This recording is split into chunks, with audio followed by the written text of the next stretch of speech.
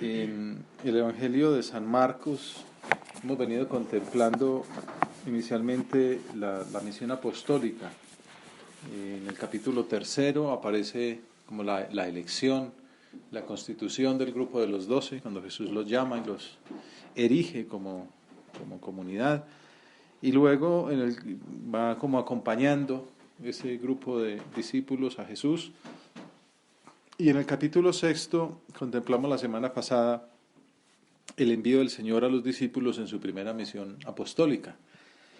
Después de esta escena, el evangelista narra la muerte de Juan Bautista, que la liturgia no considera en el ciclo B dominical, y a continuación San Marcos describe el regreso de los apóstoles después de cumplir su primer viaje misionero.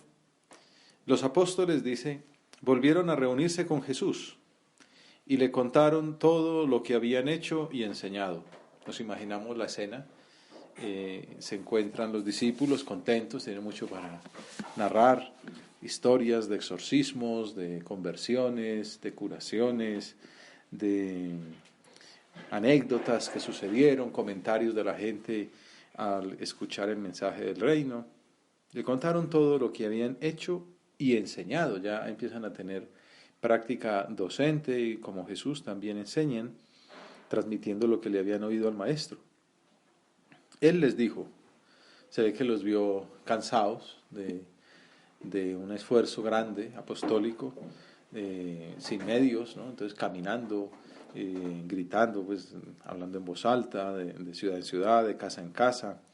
Y entonces les dice, venid vosotros a solas a un lugar desierto a descansar un poco, porque eran tantos los que iban y venían que no encontraban tiempo ni para comer. Se fueron en barca a solas a un lugar desierto. Es muy bonito, muy conmovedor este pasaje, esa reacción de Jesús, que se preocupa también del bienestar humano, del descanso físico de sus discípulos. Y también nos muestra una faceta importante de la misión apostólica, de la labor de los apóstoles, de la vida del cristiano, y es la unión con Jesús. Volvieron a reunirse con Jesús para contarle todo lo que habían hecho y enseñado. Y Jesús que dice, vénganse conmigo a un lugar solitario para descansar un poco. Y es en la vida cristiana, sobre todo en los comienzos, uno a veces le pone mucha importancia a lo que uno aporta, a su trabajo, a su planeación, a su esfuerzo, y la verdad el Señor cuenta con eso como una correspondencia. Pero la primacía, la preponderancia, el protagonismo es de Dios, es de la gracia. San José María hablaba del Opus Dei diciendo es Opus Dei, no Opus Giuliani, ¿no? ni Opus Jacobi, sino Opus Dei, ¿no? La obra de Dios. Es Dios el que hace sus obras a través de la iglesia, del servicio de aquellos hombres que le siguen. Él es el capitán de la barca, el maestro. Los discípulos son solo ministros. Por eso vemos aquí cómo acuden al maestro. Le cuentan sus experiencias con ilusión para escuchar sus comentarios, sus correcciones, sus palabras de ánimo. Los apóstoles volvieron a reunirse con Jesús y le contaron todo lo que habían hecho y enseñado. Y ahí es donde vemos que por toda respuesta Jesús se preocupa por su bienestar, el de los discípulos. Venid vosotros a solas a un lugar desierto a descansar un poco. Porque eran tantos los que iban y venían que no encontraban tiempo ni para comer. El Señor nos enseña la importancia del descanso, del cuidado de la salud, para rendir más en el servicio a las almas. A veces en estas predicaciones uno podría darle mucha importancia al hacer, al orar, al trabajar, pero es bonito ver que también incluye el apostolado, la dedicación a la labor misionera, saber tener la humildad de reconocer nuestros límites, de ver que no llegamos a todo y que necesitamos también ese parón para pensar, para descansar, para estar con Dios. Y es bonito ver, porque venid vosotros a solas a descansar un poco, ¿no? Conmigo. El descanso mejor es con el Señor. Y también llama la atención en un lugar desierto, indicaciones especialmente válidas en nuestro tiempo, cuando hay muchas distracciones que impiden descansar de modo adecuado. Se fueron en barca a solas a un lugar desierto.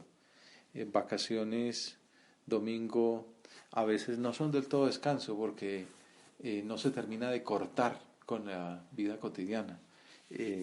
Los medios electrónicos a veces pues son un descanso, pero otras también son un poco esclavizantes. O hay gente que no para de trabajar, que se lleva la oficina a la casa o al hotel, ¿no? Y por eso también es bueno mirarlo, ¿no? Venid con vosotros conmigo a descansar un poquito. Hace unos años Juan Pablo II, el obispo, el santo papa polaco, vio tan importante que notaba en las prácticas de los cristianos que se había ido descuidando el domingo, Día del Señor, eso es lo que significa, que escribió todo un documento, Dies Domini se llama, el Día del Señor, hablando de la importancia del domingo, como Día del Hombre, Día de la Familia, Día de la Comunidad, Día de Dios. Dice, hombre, es tan importante la misa dominical, que es, desde los primeros hombres siempre ha existido ese sacrificar un día, santificarlo. Recuerdo haber leído algunos documentos de los conquistadores y de algunos de estos obispos primeros que estaban aquí haciendo misión en estas tierras de América, cuando le escribían al Santo Padre y daban cuenta de la batalla que daban para que los terratenientes respetaran el domingo, para que los esclavos o los obreros descansaran un día. Es bonito, me llamó la atención, me pareció muy bonito esa batalla de cuidar el descanso de las personas, ¿no? De los que están a cargo, porque ellos tienen ese derecho, es un derecho divino. Dios decía dejar un día, Dios descansó el octavo día, ¿no? Y nos manda a nosotros a descansar para poder santificar la semana. Ese es el origen primigenio del Día del Señor. Es un día que se sale uno de toda la rutina y se lo dedica a Dios. Por eso se llama así, Dies Domini, el Día del Señor, dominico. Domingo significa Día del Señor. O sea que es un día en el que el hombre no trabaja y se dedica a estar en su familia y con su familia adora a Dios. Y por eso ahí es donde está el tercer mandamiento, santificarás las fiestas, que en el Antiguo Testamento era el Sabbat, el sábado, el día del reposo, y con el Nuevo Testamento, como Jesucristo resucitó el domingo, y aparece en la Sagrada Escritura que todos los domingos es donde aparecen las primeras Eucaristías, pues ya la revelación marcó que el día del Señor, el octavo día, el día de la nueva creación, era el día de la resurrección de Jesús, el domingo. Y desde entonces pues los cristianos santifican el domingo, ya no haciendo el culto de la sinagoga, sino la Eucaristía dominical. Y ese es el precepto del domingo. Los cristianos vamos a misa todos los domingos y fiestas de guardar. Claro, pero entonces ya los medios de comunicación, las posibilidades pues de automovilística, los paseos, han hecho que de pronto el domingo sea el día de la piscina o el día de la excursión, el día del balneario, y que de pronto Dios pues de pronto tempranito o de pronto a última hora, si se alcanza, de pronto ya uno no llega y se quedó sin misa el domingo. La iglesia, que es tan madre, pues ha aclarado que las fiestas se conocen por sus vísperas, dice el refrán popular, porque en la liturgia las fiestas comienzan desde la víspera, desde la tarde anterior. Entonces la misa del sábado por la tarde ya también es oficio dominical y se cumple el precepto de ir a misa los domingos yendo a misa el sábado por la tarde. Pero me gusta mucho explicar esto también a los padres de familia, pero también a los jóvenes. Es importante que decir, hombre, que el centro del domingo sea la misa, no que sea el paseo y en el mejor de los casos a ver qué hueco le encuentro a la misa.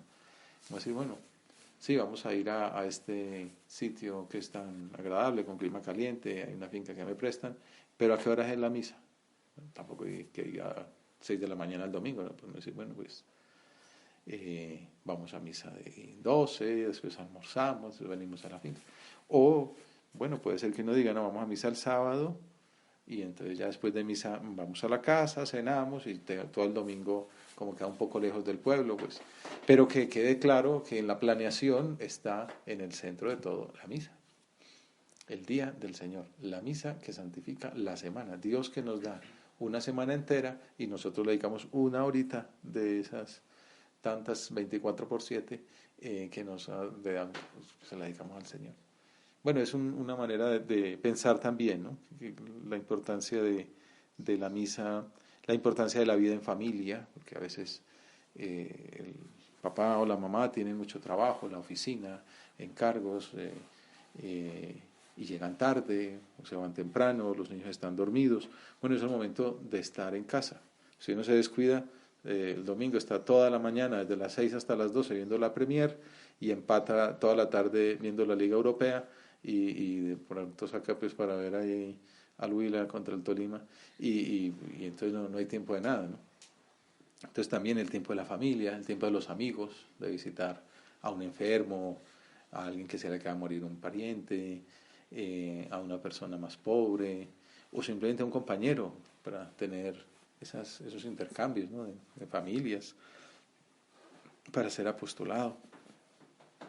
O también para leer, para cultivar la interioridad, para conocer, para repasar a los clásicos o para ponerse al día en la cultura intelectual contemporánea, en la historia,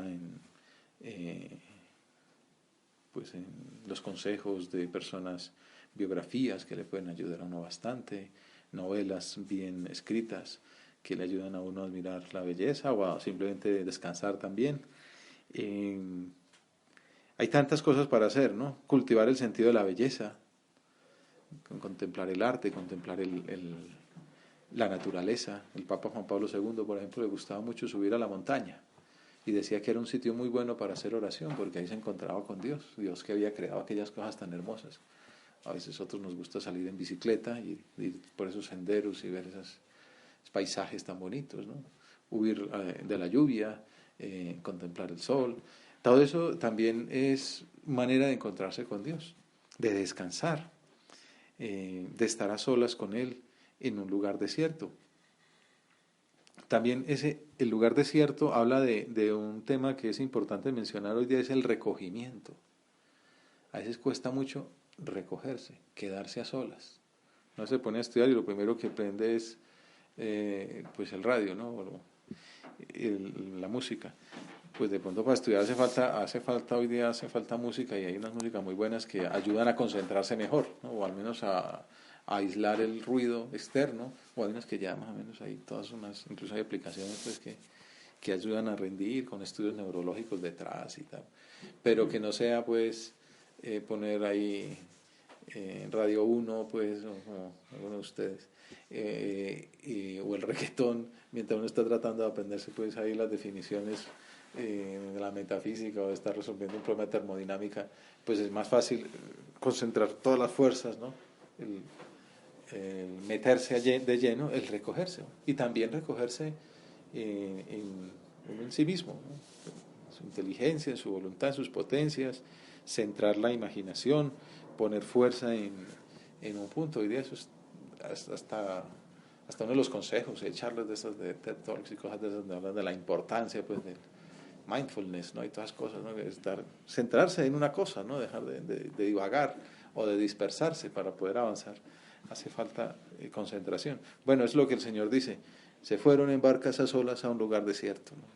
Ese recogimiento es esencial para la virtud de la laboriosidad, que es tan importante para santificar el trabajo cotidiano. Porque eran tantos los que iban y venían que no encontraban tiempo ni para comer. Aunque el Evangelio nos habla del descanso, también queda el testimonio del ritmo del trabajo apostólico. También ahora son muchos los que van y vienen, buscando razones para el sentido de sus vidas, preguntando por la salvación, por el mensaje de Cristo, quizás sin decirlo en voz alta. Y están esperando que nosotros tengamos también esas razones para que hayamos pensado el sentido de la vida, para ayudarles libremente a encontrar en Cristo quizá una solución a eso que ellos están buscando. Sucede que están aquí de alguna manera como jugando al gato y al ratón, porque el Señor quiere irse a solas con los discípulos para encontrar un lugar reposados, se montan en la barca, cruzar el mar al otro lado, a la otra orilla, pero la gente, que es la otra protagonista de este pasaje, la que nos vamos a centrar ahora, se da cuenta que está por ahí y lo necesitan, lo quieren, lo buscan. Muchos los vieron marcharse y los reconocieron. Entonces, de todas las aldeas, fueron corriendo por tierra a aquel sitio y se les adelantaron. Al desembarcar, Jesús vio una multitud y se compadeció de ella, porque andaban como ovejas que no tienen pastor, y se puso a enseñarles muchas cosas. O sea que el plan de descanso del que hemos hablado tanto, tan importante que era, fracasó.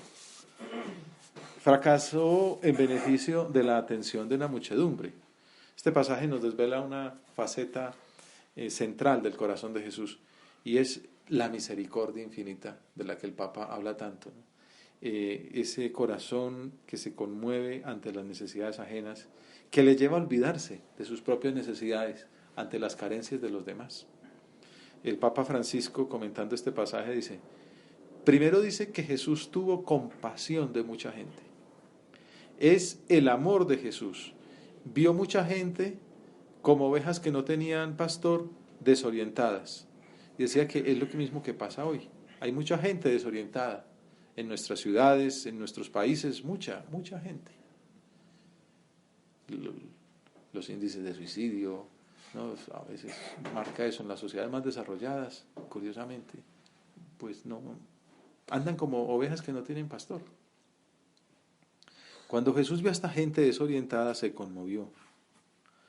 Comenzó a enseñarles la doctrina, las cosas de Dios, y la gente le prestaba atención, dice Francisco. Lo escuchaba muy bien, porque el Señor hablaba bien, hablaba al corazón. El Evangelio lo dice, Jesús vio una multitud y se compadeció de ella, porque andaban como ovejas que no tienen pastor. Te duele, Señor, que esas personas se encuentren indefensas, sin guía, sin ideas claras. Por eso se puso a enseñarles muchas cosas. La liturgia resalta que con esa compasión de Jesús, con ese conmoverse ante esas muchedumbres sin pastor, se están cumpliendo las promesas mesiánicas del Antiguo Testamento. Ese es uno de los puntos centrales del Evangelio, mostrar que en Jesús se cumple lo prometido en el Antiguo. Por eso en la primera lectura vemos a la promesa de Jeremías, en el capítulo 23, cuando el Señor dice, reuniré a mis ovejas y les pondré pastores. En Isaías se había hablado de la venida del Señor que cuida de las ovejas. El Salmo 22, entonces, ¿cuál será? El Señor es mi pastor, nada me falta. Y aquí San Marcos enuncia lo que si uno mira su evangelio en plenitud, al final ya, en la última cena, en el capítulo 14, dirá, todos os escandalizaréis como está escrito, heriré al pastor y se dispersarán las ovejas. O sea, Jesús se identifica de modo palmario con el pastor anunciado y esbozado aquí, en este capítulo 6 que estamos contemplando hoy. Bueno, volviendo a la exégesis del Papa Francisco, dice, miremos a Jesús. Jesús conmovido ante aquella muchedumbre de personas que no tenían pastor, que estaban como ovejas que no tienen pastor. Míralo tú. Imagínate que estás acompañando al Señor en esa barca, que nos vamos acercando a la playa, que hay aquella multitud de personas escuchando, y Jesús que dice, muchachos, ¿qué nos vas a poner a descansar? Pobrecita esta gente. Esa gente lo seguía para escucharlo, porque hablaba como uno que tiene autoridad y no como los escribas. Pero él miraba a esa gente e iba más allá. Precisamente porque amaba, dice el Evangelio, se compadeció de ellos, que no es lo mismo que tener pena, que tener lástima. La palabra justa es precisamente compasión. Compasión es padecer con el otro. Compasión, compadecer. El amor lo lleva a sufrir con ellos, a involucrarse en la vida de la gente. Y el Señor está siempre ahí, amando primero. Él nos espera, Él es la sorpresa. Y San José María, contemplando también este pasaje, dice un poco lo mismo, como que nos ayuda a mirar ese corazón misericordioso, corazón manso, corazón humilde, corazón que se deja conmover, el corazón que ve, diría Benedicto XVI, hablando del buen samaritano, gente que pasa y ni se entera, otros que se enteran pero siguen derecho. El samaritano es un corazón que ve, el corazón de Dios es un corazón que ve las necesidades y se deja conmover por ellas y se enreda la vida para salir a su encuentro. Hay que abrir los ojos, dice San José María. Hay que saber mirar a nuestro alrededor y reconocer esas llamadas que Dios nos dirige a través de quienes nos rodean. No podemos vivir de espaldas a la muchedumbre, encerrados en nuestro pequeño mundo. No fue así como vivió Jesús. Los evangelios nos hablan muchas veces de su misericordia, de su capacidad de participar en el dolor y en las necesidades de los demás. Se compadece de la viuda de Naín, ¿no? Que la ve pasar, no tenía nada que ver con ella, ya fue aparte en otro desfile, pero se complica la vida, va allá, la busca, mujer, ¿por qué lloras? Y le resucita a su hijo. Llora por la muerte de Lázaro, que tiene unas hermanas que han quedado solas, y lo resucita también, aunque eso conlleve la muerte suya poco tiempo después. Se preocupa de las multitudes que le siguen y que no tienen que comer, como esta que estamos mencionando ahora. Dentro de 8 veremos que al final termina dándoles una multiplicación de los panes. Se compadece también sobre todo de los pecadores, de los que caminan por el mundo sin conocer la luz ni la verdad. Aunque nosotros también, la oración se trata de parecerse a Jesús, de contemplar cómo es el Señor para imitarlo. Bueno, Señor, ahora nos hablas, muchas veces quizá estamos encerrados en nuestra caparazón, en nuestros problemas personales, en todas las responsabilidades que tenemos, en las necesidades, en la falta de tiempo, de medios, de salud, como que nuestras limitaciones nos ahogan, ¿no? Y quizá lo que más nos puede servir es salir de ellas, entregarlas en tus manos, abandonarnos en tu misericordia, en tu omnipotencia y dedicarnos a servir. Y seguramente ese tiempo rendirá más y nuestra labor será más eficaz y haremos mucho más bien. Que seamos como tú, Señor, aprende de mí, que te imitemos en esa humildad, en esa mansedumbre, en esa misericordia, en esa disponibilidad. En otra faceta, esto que habíamos leído era el número 146 descrito que pasa. Antes, en el 109, dice San José María, Jesús toma en serio al hombre. Jesús toma en serio al hombre. Y quiere darle a conocer el sentido divino de su vida. Por eso, la compasión en este caso no solo porque tienen hambre, porque eso hace un milagro y les da de comer. El problema es que están como ovejas que no tienen pastor, no tienen guía, no tienen luz, no tienen sentido para sus vidas. Por eso lo que hace aquí es que comienza a enseñarles. Quiere darle a conocer el sentido divino de su vida. Conmueven a Jesús el hambre y el dolor, pero sobre todo le conmueve la ignorancia. Yo me acuerdo de una anécdota que contaba David Mejía Velilla, que no es solamente un auditorio, sino era un señor que vivió con San José María. Y entonces me contaba alguna vez que estaba en una meditación que predicaba el fundador del Opus Dei, comentando el Salmo 2.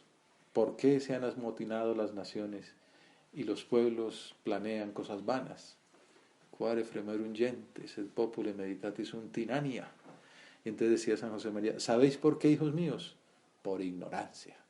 No, haciendo ver la importancia de dar doctrina, de enseñar, de dar luces que guíen el camino, que abran horizontes para la vida.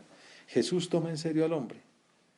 Desde las páginas del Nuevo Testamento, atravesando más adelante por las del pensamiento antropológico cristiano, comenta un teólogo que hace la exégesis histórico-crítica de esa obra,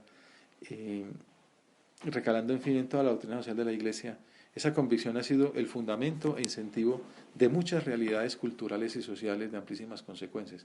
O sea, los cristianos que se han esforzado por ser buenos hijos de Cristo han dicho, yo también tengo que tomarme en serio el hombre.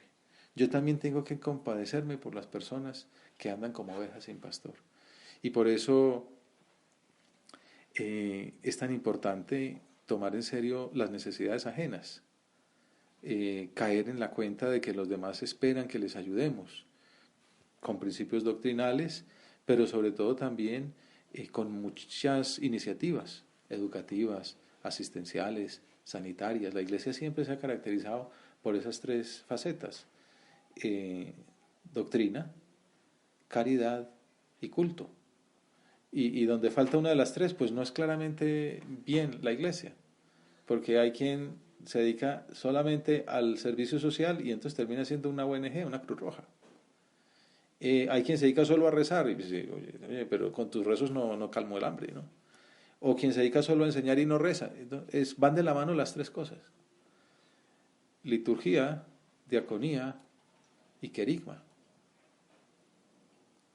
San José María dejó testimonio de los primeros pinos en esas labores sociales promovidas por el Opus Dei, por allá al final de su vida. Recordaba lo que hacía cuando comenzaba, hoy que estábamos planeando la labor apostólica en semestre. Decía, horas y horas por todos los lados, todos los días, a pie de una parte a otra, entre pobres vergonzantes, gente que disimula su pobreza, y pobres miserables, que no tenían nada de nada. Y en los hospitales, y en las casas donde había enfermos. También podríamos decir nosotros con nuestras labores, pero esto es una pista para decir, tenemos que seguirlo diciendo.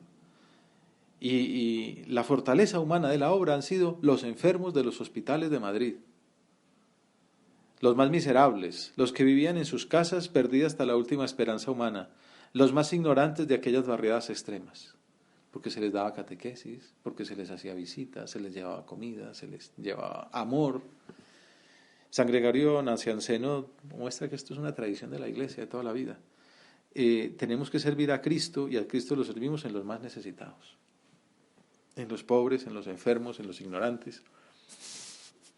Dichosos los misericordiosos, dice la Escritura, porque ellos alcanzarán misericordia. Cristo toma en serio al hombre, nosotros también tenemos que hacerlo.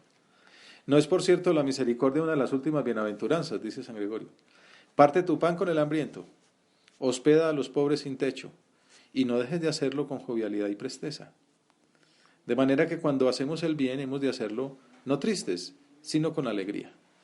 Y pues han salido visitar pobres, visitar cárceles, visitar, hacer voluntariados, personas que tienen más necesidades o labores que ya ayudan, pues de echarles una mano, dar catequesis en parroquias pobres. Todo esto es salir al encuentro de Cristo necesitado que nos espera en esos hermanos nuestros. Por lo cual, si pensáis escucharme, siervos de Cristo, visitemos a Cristo mientras nos sea posible. Curémoslo. No dejemos de alimentarlo, de vestirlo.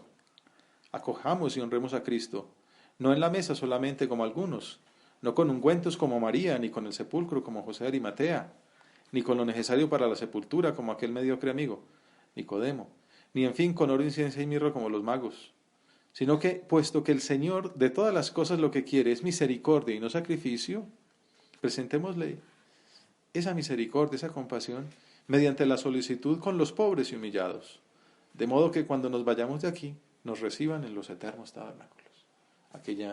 El Papa lo acaba de decir en la Gaudete et Exsultate. El ADN del cristiano, el carnet de identidad, el protocolo, dice el Papa en esa exhortación. ¿Cómo nos van a juzgar? Venid a mí porque estuve enfermo y me atendisteis y me visitasteis, fui forastero y me acogisteis, estuve en la cárcel y vinisteis a verme. ¿Y cuándo hicimos nosotros eso, Señor? Cuando lo hicisteis con uno de aquellos más necesitados, conmigo lo hicisteis. Conmueven a Jesús el hambre y el dolor, pero sobre todo le conmueve la ignorancia. Por eso, diaconía, servicio, pero también querigma, anuncio, hablar, dar formación, dar catequesis a los pobres, enseñar a nuestros amigos también, darles la luz, de pronto que hemos recibido la síntesis de la ciencia y de la fe. Formarnos en primer lugar nosotros mismos, estudiar el catecismo, la doctrina, la fe, las implicaciones teológicas de nuestros estudios, de las disciplinas a las que nos dedicamos, pero también aprender de Jesús a conmovernos con la ignorancia ajena, que es un enemigo de Dios. Preocuparnos por conformar también círculos de estudios, cursos de teología básica, participar en la catequesis. Bueno, cada uno a su nivel tiene que ser sembrador de paz, sembrador de alegría, sembrador de luz, sembrador de doctrina. Con esa misericordia que sale al encuentro de los necesitados, de los pobres, de los enfermos, de los encarcelados. Y es el sentido de las visitas a los pobres. Las visitas a los pobres y a los enfermos, decía San José María en una carta del 49, son una manifestación de la caridad con el prójimo y también un gran medio de formación. En los pobres y en los enfermos aprenden nuestros amigos que participan en nuestras tareas de formación cristiana y aprendemos también nosotros a descubrir y amar la figura humana y divina de Jesucristo. Por eso es un medio tradicional de formación. Puede no haber partidos de fútbol, puede no haber tertulias culturales, puede no haber clubes juveniles. Lo que siempre tiene que haber es catequesis, visitas de pobres, meditaciones, retiros y actos de culto. Terminemos acudiendo a la Virgen Santísima con otras palabras de esa homilía de San José María sobre la preocupación social que aprendemos de Jesucristo. Cuando somos de verdad hijos de María, comprendemos esa actitud del Señor, de modo que se agranda nuestro corazón y tenemos entrañas de misericordia.